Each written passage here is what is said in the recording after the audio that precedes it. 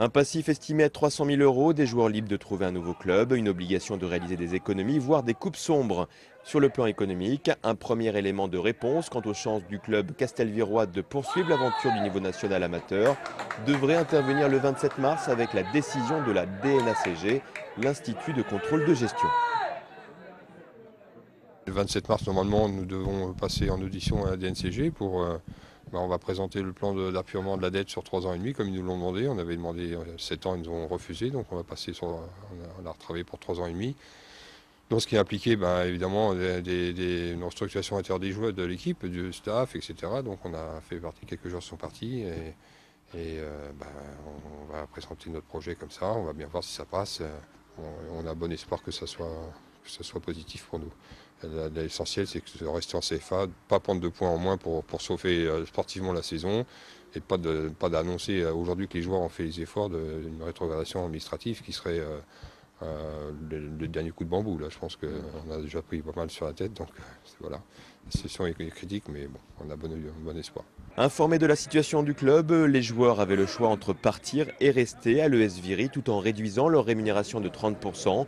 Plusieurs joueurs ont fait le choix de profiter du mercato d'hiver pour chercher un autre défi sportif ailleurs, comme Loïc Thénault, Aurélien Lourdelais ou encore Baba Silla et Jacques Fay. Un exode qui ne devrait pas trop affecter le niveau technique de l'ES Viry qui conserve toutes ses chances de maintien. Lors de la présentation le 23 décembre aux joueurs, j'aurais clairement annoncé les choses. J'aurais dit que tous les joueurs étaient libres.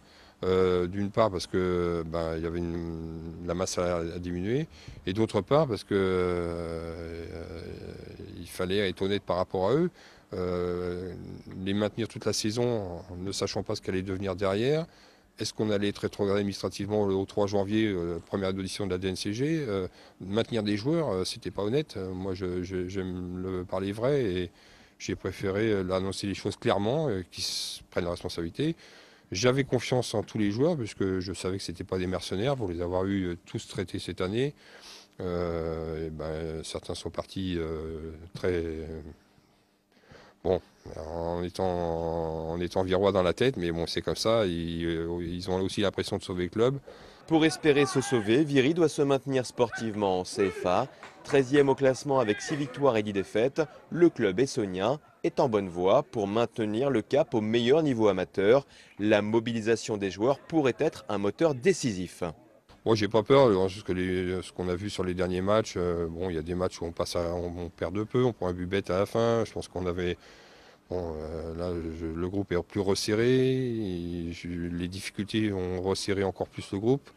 Bon, il y a toujours une petite tension à droite à gauche, mais ça va avec la compétition. Donc on va repartir. Je pense que ça va libérer les esprits et puis on va passer au jeu. Voilà. Face à Carquefou, leader du groupe D de CFA, Viry va concéder un match nul 0-0, un résultat encourageant face à l'une des meilleures équipes du championnat, avant la réception de Luçon, l'autre co-leader, mercredi en match en retard.